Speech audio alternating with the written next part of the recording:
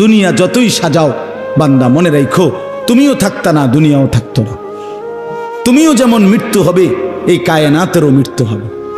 এই দুনিয়ার প্রত্যেক মানুষের মৃত্যু হলে সেটারে মৌত বলে, আর একদিন গোটা সৃষ্টি জগতের মৃত্যু হবে সেটারে কিয়ামত বলে। সেটারে কিয়ামত বলে। কেউ থাকবে না, আল্লাহ কথাটা বারবার মনে করাইছে। তোমার যেমন মৃত্যু হবে, সৃষ্টি জগতেরও মৃত্যু হবে। ইজাস সামাউন ফাতারাত ওয়া ইদাল কাওয়াকিবুন তাসারাত। আল্লাহ বলেছেন ইজাস শামসু কুফিরাত। আল্লাহ তাআলা এভাবে বারবার বলছে ইজাস সামাউন শাক্কাত, আসমান ভেঙে যাবে, চূর্ণ বিচূর্ণ হয়ে যাবে, তারকারাজি খসে খসে পড়বে, সূর্য চন্দ্র আলোহীন হয়ে পড়বে। আল্লাহ তাআলা বলেন ইদা রাজ্জাতিল আরদু রাজ্জা, জমিন পাউডারের মতো রেজা রেজা পাউডার হয়ে যাবে। আল্লাহ তাআলা বলছে পাহাড়গুলো তুলার মতো ধুলির মতো উঠতে থাকবে। আল্লাহ বলছে বান্দা একদিন আমি গোটা কায়নাত আমি শেষ করে দেব, আমার সংসার আমি গুছায় ফেলবো, আমার এই কায়নাত আমি আল্লাহ তাআলা ইসরাফিলের সিঙ্গার ফু দিলে আমি আল্লাহ তাআলা গুটিয়ে ফেলবো। এই কথাটাই আপনাদের সামনে এখানে আমি শুনাইতে চাই, এই অল্প একটু শুনে। আল্লাহ তাআলা এখানে এই কথাটাই তুলে ধরছেন কোরআনের বহু সূরায়, যে বান্দা এই সৃষ্টি জগৎ একদিন থাকবে না, কিয়ামত হবে, একদিন ইসরাফিল ফু দিবে। ইসরাফিল যেদিন ফু দিবে, কোরআনে এই বর্ণনাটা দুই ভাবে আছে। একটা হলো ইসরাফিল প্রথমবার ফু দিবে, আরেকটা হলো ইসরাফিল দ্বিতীয়বার ফু দিবে। ইসরাফিল মোট দুইবার ফু দিবে। প্রথমবার ফু দিলে জমিনের মধ্যে ভূমিকম্প শুরু হবে।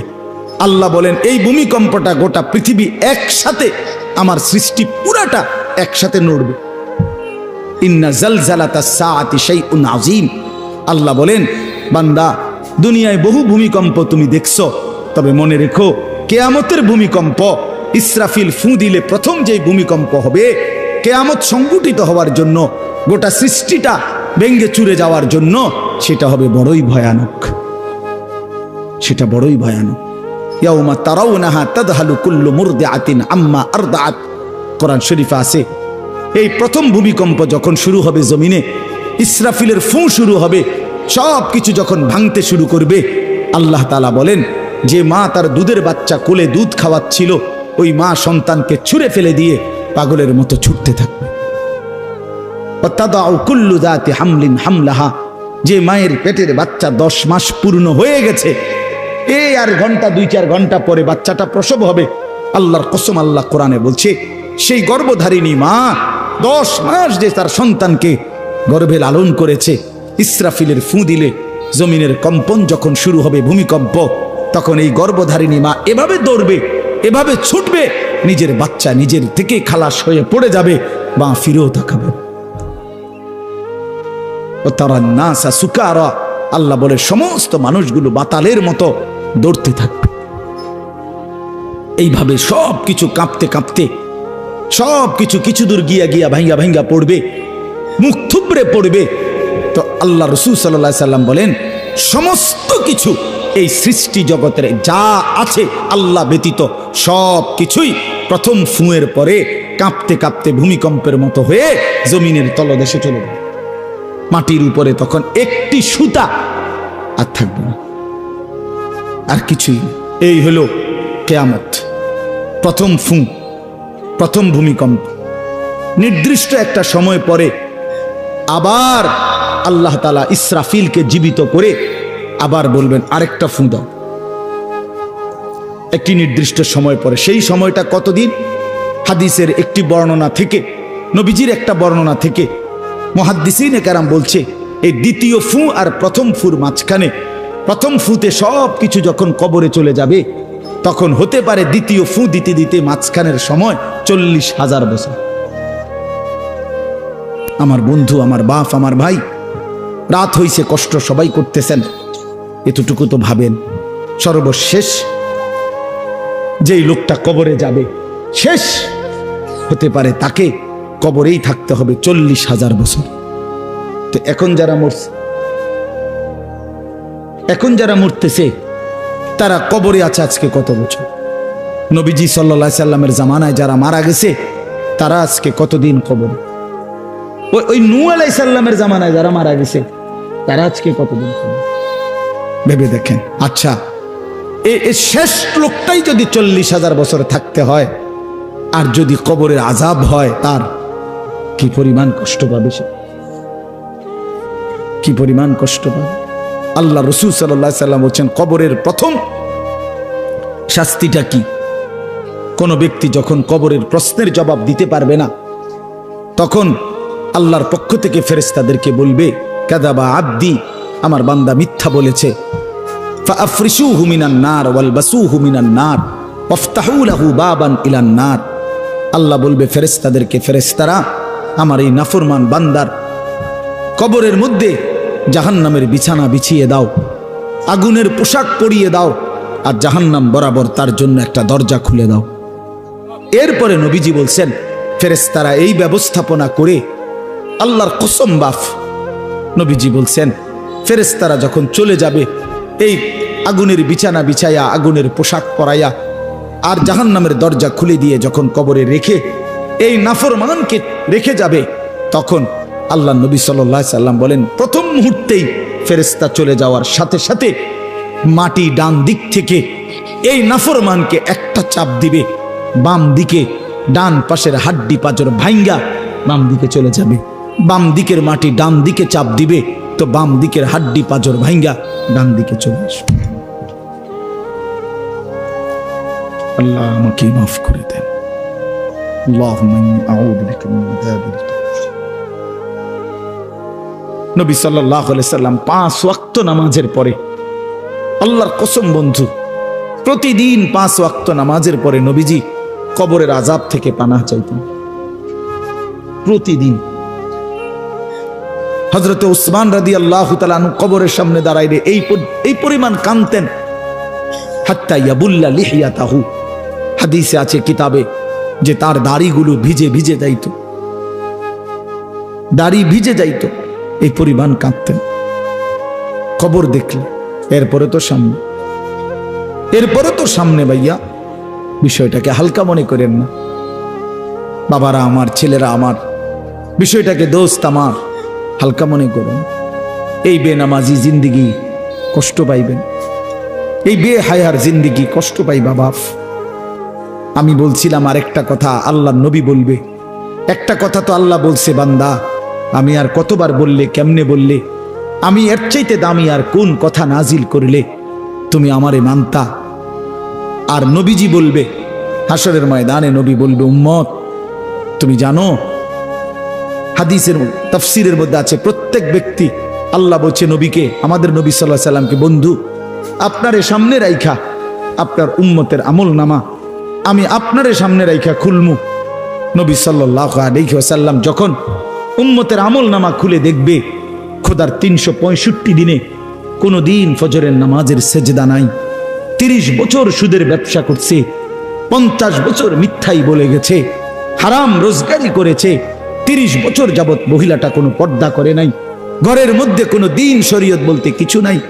আল্লাহর নবী সাল্লাল্লাহু আলাইহি সাল্লাম তখন বলবে, উম্মত তুমি জানো আমি 23টা বছর অনবরত তোমার জন্য কেঁদেছিলাম। আমি সেই নবী, যে নবী সারা রাত এশার নামাজের পরে দাঁড়াইছি ফজরের আজান পর্যন্ত, এক দাঁড়ানোতে চোখের পানি ফেলে উম্মতের জন্য দোয়া করছিলাম। আল্লাহ রসুলের স্ত্রী আম্মা জান আয়েশা বলছেন, নবী এই পরিমাণ কাঁদছে, এতটা লম্বা দাঁড়ায় ছিল উম্মতের জন্য, হাত্তা তাওয়াররামাত কাদামাহু, 2টা পাও ফুলে ফুলে গেছে। আল্লাহ নবী বলবেন, উম্মত আমি 23 বছর কাঁদছি রে, প্রতিটা রাত কেঁদেছি, দিন কেঁদেছি। আমি এই পরিমাণ, পিঠটা খুলে দেখাবে চাদর সরিয়ে, আমার উম্মত আমার পিঠটা দেখো, তায়েফের পাথরের আঘাতে আমার পিঠ কি পরিমাণ ছিদ্র ছিদ্র হয়ে গেছে। আমি সেই নবী, যে নবী তোদের জন্য পেটে ক্ষুধার কষ্টে পাথর ভাঙছিলাম 2টা। আমি উহুদের ময়দানে দান দান শহীদ করে রক্ত মাখা শরীর নিয়ে বেহুশ হয়ে লম্বা সময় পড়েছিলাম। আমার ঘরের চুলায় 3 মাস, হাদিসে আছে আম্মা জান আয়েশা বলছেন, নবীজির ঘরে আমরা 9 জন বিবি, উনি বলছে আল্লাহর কসম 3 মাস, কোনো দিন টানা 3 মাসে কোনো দিন আমাদের ঘরের চুলায়, 9 জন বিবির ঘরে কারো ঘরের চুলায় কোনো দিন আগুন জ্বলে না। 3 মাস খেজুর আর পানি দিয়ে আমরা জিন্দেগি কাটাইছি। আল্লাহ নবী বলবেন, উম্মত তাহলে এত কাঁদলাম কার জন্য, এত রক্ত ঝরাইলাম কার জন্য, পেটে পাথর বাঁধলাম কার জন্য, বিনিময়ে এটা কি আমল নামা নিয়ে আসছো? ছেলেরা বলো ভাই, একটা ছেলে বলো রাসূলুল্লাহ সাল্লাল্লাহু আলাইহি ওয়াসাল্লামের সুপারিশটা একটা মামুলি ব্যাপার। রাসূলুল্লাহ সাল্লাল্লাহু আলাইহি ওয়াসাল্লাম বলবে, উম্মত এটা কি আনলা? আমি এই আমল নামা নিয়া আমার মতো এত বড় শ্রেষ্ঠ রাসূলের উম্মত তুমি, আমি মালিকের সামনে দাঁড়ামু কেমনে, এটা দেখামু কেমনে? আরে চেয়ারম্যান ভাই, আপনি কেমনে দেখাইবেন? আপনার অনুসারী যদি, আপনার অঞ্চলের একজন মানুষের যদি পুরাটা পৃষ্ঠার মধ্যে 110টা মামলা থাকে, আপনি তার জন্য কেমনে নেবেন? আপনি একজন উপরস্থ পদস্থ কর্মকর্তার কাছে আপনি কিভাবে সুপারিশ করবেন? বেটা তোর তো কিছুই নাই বেটা, শুধুই অপরাধ আর অপরাধ ছাড়া। তো এই বেচারা লজ্জিত হবে কিনা বলেন না কেন? তো নবী সাল্লাল্লাহু আলাইহি সাল্লাম বলবেন, উম্মত তুই আমার মতো শ্রেষ্ঠতম রাসূলের মাথাটা তো ছোট করে ফেললি, তুই তো আমার উম্মত, তুই এটা কি আনলা? আমি কেমনে দেখাবো এটা আমার মালিকের সামনে যে রব্বুল আলামিন এটা আমার উম্মতের আমল নামা?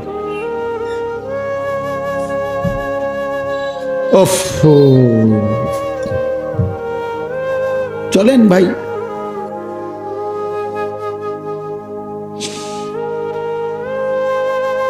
এই জন্য দোস্ত আমার, বন্ধু আমার, আমি দিবানিশি এই চিৎকার চেঁচামেচি করি, এই আহাজারি আমার অনেক দিনের। মুসলমানের সন্তান ফিরবে, নওজওয়ানরা ফিরবে, মুসলমানের যুব সমাজ নামাজ পড়বে, আল্লাহরে চিনবে, এটাই আমার স্বপ্ন, এ আমার দিলের তামান্না। কারো প্রতি আলহামদুলিল্লাহ এখন আর দিলে শত্রুতা রাখি না, কারো বিরোধিতা, কারো প্রতি হিংসা করার কোনো সময়ও নাই, বিশ্বাস করেন, একদম সময় নেই, সময়ই তো না। আমি জুমার নামাজ পড়াইছি ঢাকা মোহাম্মদপুর আদাবর, আমার জুমা, ওইখান থেকে আমি জুমার পরে রওনা দিয়া মাগরিবের পরে রোয়াচালা বয়ান করছি, এশার একটু পরে ওই মুসাগারা বয়ান করছি, এরপরে এখানে এসে বয়ানে বসছি, শুধু অজু করছি, শুধু অজু, শুধু সময় বাঁচানোর জন্য মসজিদের খানাটা খাই নাই, হোটেলে, পথের একটা হোটেলে মদনপুর পার হয়ে আইসা অল্প কটা ভাত খাইছি।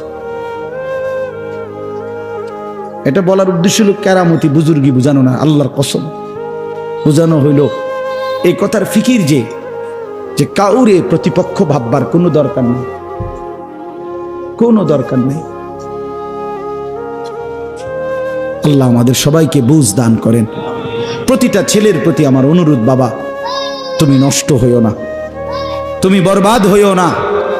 এক বন্ধুর খপ্পরে পইরা, একটা সামান্য মোবাইলের খপ্পরে পইরা, একটা দুষ্ট নারীর খপ্পরে পড়ে, মেয়ের খপ্পরে পড়ে চরিত্রহীন হইও না, চরিত্রহীন। আল্লাহ তাআলা মানুষকে যেই চাহিদা দিছে সেটা পূরণের বৈধ ব্যবস্থাও দিছে। মানুষকে আল্লাহ তাআলা তৃষ্ণা দিয়েছেন, তো তৃষ্ণা নিবারণের জন্য পবিত্র হালাল পানীয় আল্লাহ তাআলা দিয়েছেন। মানুষকে আল্লাহ তাআলা ক্ষুধার চাহিদা দিয়েছেন, তো হালাল খাবারও আল্লাহ তাআলা দিয়েছেন। তো মানুষের লজ্জাস্থানের যেই চাহিদা, শাহওয়াত, যৌন চাহিদা, এটা আল্লাহ তাআলা দিয়েছেন, তো এটা পূরণের জন্য হালাল স্ত্রী আল্লাহ প্রত্যেক পুরুষের জন্য ব্যবস্থাও রেখেছেন। কেন নষ্ট হইল? চরিত্রহীন হইবা কেন? উলঙ্গ ছবি আর নর্তকীর পিছনে জীবন শেষ করে দিবা কেন? কি দুঃখে বন্ধু নষ্ট হইলা বলো? অনেক ছেলে তো এখানে বসছো মাশাআল্লাহ, কিন্তু অনেক ছেলের চেহারা দেখলেই বোঝা যায় ভাইয়া নামাজ পড়ো না, চেহারায় সেজদার চিহ্ন নাই। দোস্ত আমার, চিহ্ন নাই। আল্লাহ আমাদেরকে মাফ করে দেন। তো আল্লাহ তাআলা বলেন, ইসরাফিলকে আল্লাহ দ্বিতীয়বার উঠাবে, উঠাইয়া বলবে, ইসরাফিল আবার ফুঁ দাও। এই আবার ফুঁ দিলে এবার আবার জমিন কাঁপতে শুরু করবে দ্বিতীয়বার। তো প্রথমবার ফুঁ দেওয়াতে জমিন কাঁপতে কাঁপতে সব কিছু কই গেছিল? নিচে, মাটির নিচে। মাটির উপরটা কি? খালি, ফাঁকা না? এইবার দ্বিতীয়বার যখন ইসরাফিল ফুঁ দিবে, মাটি কাঁপতে কাঁপতে ভূমিকম্প শুরু হলে এবার জমিনের সমস্ত কিছু ভিতরে যেগুলো ছিল সব কিছু জমিনের উপরে উঠে আসবে একেবারে একটা সুতা সহ। গরু, ছাগল, মানুষ, জিন, স্বর্ণ, রৌপ্য, হীরা, মণি, মুক্তা, জহরত, সব সব সব, শুধু মানুষ না, একেবারে সব কিছু, একেবারে আদম আলাইহিস সালামের জামানা থেকে ইসরাফিলের ফু পর্যন্ত যত কিছু মাটির তলে গেছে সব মাটির উপর উঠে আসে। ইদা জুলজিলাতিল আরদু জিলজালাহা, আল্লাহ তাআলা বলেন এই দ্বিতীয়বারের ভূমিকম্প জমিনে যখন হবে, ওয়া আখরাজাতিল আরদু আসকালাহা, জমিন তার তলদেশ থেকে তার ভেতরে যা কিছু বোঝা জমিনের মধ্যে ছিল সব কিছু সে জমিনের উপরে তুলে দিবে। তুলে দিলে তখন তাফসীরের মধ্যে আছে এই যে স্বর্ণ, রৌপ্য, মণি, মুক্তা, টাকা পয়সা, হীরা, জহরত, অর্থ সম্পদ, এগুলোর স্তূপ থাকবে। আশ্চর্য কথা শোনেন, সরাসরি হাদিসে আছে, নবীজি বলছেন এই স্বর্ণ, রৌপ্য, মণি, মুক্তাগুলো তখন আল্লাহর কুদরতে কথা বলবে। এইগুলা, এই অর্থ সম্পদগুলা, মানুষের যে অর্থ সম্পদ, এগুলো কথা বলবে। কি কথা বলবে? চোরেরে ডাক দিবে, আইনা সারিক, এই চোর, এদিকে বাটফার, এদিকে এই সম্পদের জন্য চুরি করেছিলি, আজ যা দরকার নেই। আইয়ুহাল কাতি, এই ডাকাত, এদিকে, এখান থেকে নে, এই সম্পদের জন্য ডাকাতি করছি, নে এখন নে। সরাসরি হাদিস আছে, রাসূলুল্লাহ সাল্লাল্লাহু আলাইহি ওয়াসাল্লাম বলছে এই অর্থ সম্পদ ডাক দিয়া বলবে, হে আত্মীয়তার সম্পর্ক ছিন্নকারী বেঈমান, এদিকে, এই সম্পত্তির জন্য আপন ভাইকে বঞ্চিত করছিলি, আপন চাচাকে বঞ্চিত করছিলি, আপন ভাতিজারে বঞ্চিত করছিলি, এর জন্যই আত্মীয়তার সম্পর্ক ছিন্ন করেছিলি, এখন নে, যা লাগবে নে, হারাম কর এখন নে, সুদখোর কত টাকা দরকার তোর এখন নে। আল্লাহর কসম, মানুষ পাগল হয়ে যাবে, অবাক হয়ে যাবে। আর এটা কি? এই এরপরের আয়াত, ওয়াকালাল ইনসানু মা লাহা, লোকেরা বলবে এটা কি হলো, আরে এটা কি কারবার, এগুলো কথা কয় কেমনে, এগুলো কয় কি, এগুলা মানুষ সব অবাক হয়ে যাবে, বলবে একে অপরে মা লাহা, জমিনের কি হলো, এগুলোর কি হলো, এগুলো কথা বলছে কেন, এগুলো কি বলতেছে এগুলো? অর্থাৎ কেউ তো কিছুই নিবে না, নিবে কিছু, কথা বলেন না কেন কারো কোনো। তো এবার আল্লাহ বলেন ইয়াউমা ইদিন তুহাদ্দিসু আখবারাহা, আল্লাহ বলে বান্দা অর্থ সম্পদগুলো কথা বলছে দেখে অবাক হইলা, এখনো না দেখবা আসল খেলা, এখনো না দেখবা মেন খেলাটা, যে এখন দেখবা তোমার পায়ের নিচের জমিন, তোমার পুরা জিন্দেগির ভালো মন্দ সমস্ত কিছু তোমার সামনে আমি আল্লাহর সামনে বলে দিব। এখন শুনবো, এই জমিন তোমার ভালো মন্দ কথা বলবে। ইয়াউমা ইদিন তুহাদ্দিসু আখবারাহা, তোমার প্রতিটা মিনিট সেকেন্ড একাকী প্রকাশ্য, ঘরে বাহিরে, লোকালয়ে, আলোতে, অন্ধকারে, রাত গভীরে, দিনের আলোতে, তুমি যা ভালো করেছো তাও বলবে, তুমি যা মন্দ করেছো তাও বলবে। রাত গভীরে তাহাজ্জুদের নামাজ পড়ছিলা, এই জমিন এখন বলবে রাত গভীরে জিনা ব্যভিচার, মদের আড্ডা, জুয়ার আড্ডায়, নারীর আড্ডায় পড়েছিলা, এটাও এখন বলবে। শুনবে, এখন শুনবে। তখন লোকেরা বলবে হায়, জমিন কেমনে কথা বলে, সম্পদ কেমনে কথা বলে। তো আল্লাহ বলেন বিআন্না রাব্বাকা আওহা লাহা, এজন্য বলে যেহেতু আল্লাহ তাআলা আদেশ করেছে। আল্লাহ আদেশ করলে তার গোটা সৃষ্টি কথা বলে, তাহলে মূলত জিহ্বায় কথা বলে না, আল্লাহ আদেশ করলে গোশতের এই টুকরাটা কথা বলে। নাহলে যেই লোক, আপনারা কোনো বোবা দেখছেন, কথা বলেন না, বোবা মানুষ দেখছেন কখনো? তো বোবা মানুষের তো জিহ্বা নাই, ঠিক না? আছে না? আছে কিনা বলেন না? তো হে কথা কয় না কা, কথা বলে না কা কেন, মানে কথা বলে না কেন, মানে জিহ্বা তো আছে কিন্তু কথা বলে না। বুঝা গেল কি? আল্লাহর হুকুম হলে কথা বলে। যে কানে শুনে না, তার এখান দিয়ে এরকম কান নাই, তো হে শুনে না কান, তাহলে কানে দিয়ে শুনে না, আল্লাহর হুকুম হইলে শুনে। যে অন্ধ, সে তার কি এরকম চোখ নাই, তো হে দেখে না কান। মূলত আল্লাহর হুকুম হলেই চোখে দেখে, নাইলে দেখেন। তো ঠিক আল্লাহর হুকুম হইলে গোশতের এই টুকরাটা যদি কথা বলতে পারে, আল্লাহর হুকুম হইলে গোটা সৃষ্টিও কথা বলতে পারে, গোটা সৃষ্টিও কথা বলতে পারে। এবার আসেন, এই শেষ ইয়াউমাইদিন ইয়াসদুরুন নাসু আশতাতাল লিয়ারাউ আমালাহুম, ফেরেশতারা সমস্ত মানুষকে দলে দলে দলে দলে গ্রুপ গ্রুপ করে ভাগ করে দিবে। আর এই ভাগে ভাগে লোকেরা নিজেদের পুরা জিন্দেগির আমলনামা দেখার জন্য, নেওয়ার জন্য নির্দিষ্ট জায়গায় যাবে। ফেরেশতারা বলবে যান, সামনে যান। সামনে গেলেই আপনার আমলনামা আপনি আপনার হাতে পাবেন, আপনি পড়বেন, আপনি দেখবেন, যান ওইখানে ফাইল দিতেছে, যান সবাই যান। এই দলে দলে মানুষ যাবে। এইবার আমলনামা যখন হাতে দিবে, আল্লাহ তাআলা বলেন ফামান ইয়ামাল মিসকালা যাররাতিন খায়রান ইয়ারা, এক বিন্দু ভালো যে করেছে সে তাও দেখতে পাবে। ওমান ইয়ামাল মিসকালা যাররাতিন শাররান ইয়ারা, এক বিন্দু মন্দ যে করেছে সে তাও দেখতে পাবে। প্রতি সেকেন্ড, প্রতি ঘন্টা, প্রতি মিনিট, প্রতি মুহূর্ত, প্রতি লামহা, প্রতি জাররা সে দেবে। জাররা এই শব্দটা হলো কোরআনের, এই শব্দটা একটি এতটুকু পরিমাপ তাফসীরের মধ্যে লিখছে লা জিনাতা লাহা, যেটার কোনো ওজন হয় না, মাপলে কোনো ওজন আসে না, এত সামান্য।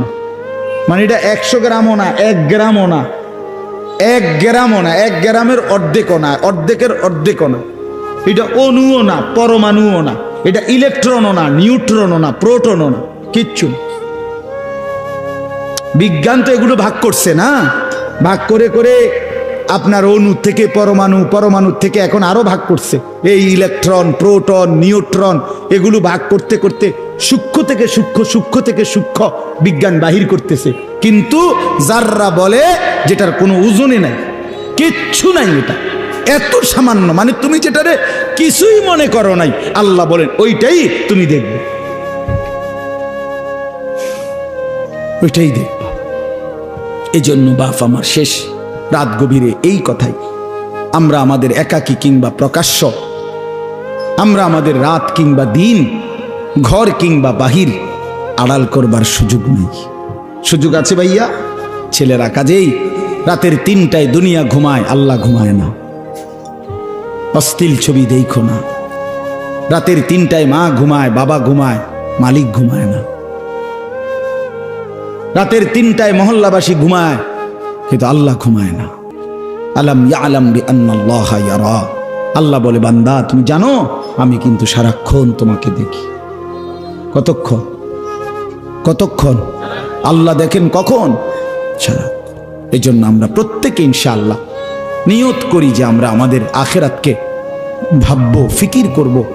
আখিরাতের আশায় গুনাহ ছেড়ে দেন, আল্লাহর নাফরমানি ছেড়ে দেন, হালাল পথে জিন্দেগি চালান। একটু কষ্ট হলেও চলে যান, পার হয়ে যান। ऐसे रहे या वैसे रहे वहां देखना फिर कैसे रहे। বুজুর্গরা বলে এ দুনিয়ায় এমনে থাকো আর এমনে থাকো, কাইট মাইট হইয়া চিত্তিয়া মিত্তিয়া উঠতেলেই যা। আসল দেখার বিষয় হলো ওয়াহা কেসে রাহে, সেখানে কেমন থাকবা, এটা হলো দে। এটা শেষ হয়ে যাবে। আজ রাত যার বাসর রাত, তারও ভোর হবে। আজকের রাত যার জেলখানায় ফাঁসির রাত, তার রাতও কি হয়ে যাবে? অট্টালিকার মানুষটাও মরে যাবে, জীর্ণ কুঠিরের মানুষটাও মরে যাবে। কোনোদিন দুঃখ যে দেখে নাই সেই সুখী মানুষটাও কবরে চলে যাবে। কোনোদিন সুখ যে দেখে নাই সেও মরে যাবে। আমিও না, আপনিও না, বাবাও না, সন্তানও না, মাও না, কেউ না, কেউ থাকবে না, কেউ না, কেউ না। আজকে আমরা কবরবাসীদের স্মরণ করে দোয়া করি, এই আগামী 20 বছর 30 বছরের মাথায় আমাদেরকে স্মরণ করে, আমাদেরকে কবরবাসী মনে করে, আমাদের পরবর্তীরা মনে করে। এই না জিন্দিগি? কথা বলেন না, এই না জিন্দিগি? এই জন্য আমরা ইনশাআল্লাহ সবাই মিলে ফিকির করি নিজের ভালো, নিজের কল্যাণ। এতটুকু যদি কারো বিবেক না থাকে ভাইয়া, তো সে বুঝলো কি? এই জন্য নিজের ভালো দেখেন। ওয়ালা তুলকু বিআইদিকুম ইলা তাহলুকা, আল্লাহ বলছে বান্দা নিজেরে নিজে ধ্বংসের দিকে ঠেলে দিও না, নিজের এত বড় ক্ষতি করো না বান্দা। এই পৃথিবী তুমি গেলেও থাকবে। এই আমরা যারা মনে করি, হ্যাঁ অনেক বয়স্ক মাঝ বয়সী লোক আছে, আমি থাকতে যদি আমার জি40 একটু ঘর দুয়ার জাগা জমি দলিল টলিল একটু লাইন ফাইন করে দিয়া যাইতে না পারি, আমি মরলে তারা কেমনে চলবো কেমনে খাইবো হেবড়া কয় চা দোয়ানে বইয়া বইয়া হেবড়া কেমনে চলবো তারা না চাচা আমনে মরিলে আর পৃথিবীতে কামাই রোজগারি উপার্জন সব বন্ধ হয়ে যাবে আমনেই শেষ কামলা পৃথিবীর শেষ কামলা আমনে মরার পরে মানুষ সব আপনার জিফুত বহন খাইব চা দিয়া ভিজাইয়া না ভাত তরকারি তো নাই আমনে মরলে কি আর ভাত তরকারি আগে দিত আমনে মরলে ইট বালু সিমেন্ট ভাত তরকারি চাল ডাল এটি পৃথিবীর থেকে ফেরেস্তারা নিবে এটি কথা হইল কোনো কথা বলেন এটা কোনো কথা হইল এই পৃথিবীতে আল্লাহ তাআলা যাকে হায়াত দিছেন তার জন্য রিজিকও রাখছেন অতএব দয়া করে এই ভুল না করি কেন সুদের টাকায় কিস্তির টাকায় হারামের টাকায় সন্তানকে আপনি উপার্জনের জন্য দুনিয়া দেশে কিংবা বিদেশে কেন পাঠাইতে হবে কে বলল আপনার এই দায়িত্ব আপনার দিল কে যে আমি বেটা জাহান্নামে গিয়া হইল তোরে বিদেশ পাঠান লাগবো সুদে টিয়া লইয়া কিস্তিতে টাকা লইয়া কেন বলেন না এটা কোনো ইনসাফের কথা হইল এটা পৃথিবীর কোন আইনে আছে না আল্লাহর কোন আইনে আছে তো এটা কি এটা হলো লুভি আমনে আবার কলজাটা খুললা চান আবার কলজার ভিতরে হলো লোভ এই জন্য আবার কিস্তি লইছে সুদ লইছে ফুতেরে টাকার মেশিন বানাইয়া পাঠাইছে বিদেশে যে তুই শুধু টাকা পাঠাইবি তোর চাচা জমি বেচবো তোর জেডায়ও জমি বেচবো উত্তর দিকের এন্দিয়া 10 শতক বেচবো হুঁচি টাকা রেডি রাখতে হবে নাই তো কি নাই তো কে বললো আপনারে হারামের মাধ্যমে আল্লাহর নাফরমানি করে স্ত্রী সন্তানের সংসার সাজাইতে এই সংসার সাজে না এই সংসার বরবাদ হয় আল্লাহ তাআলা আমাদেরকে বুঝ দান করেন চলেন হালালের উপরে চলি আল্লাহকে রাজি খুশি করে চলি 5 ওয়াক্ত নামাজের মাধ্যমে জিন্দেগি কাটাই বলেন আলহামদুলিল্লাহ।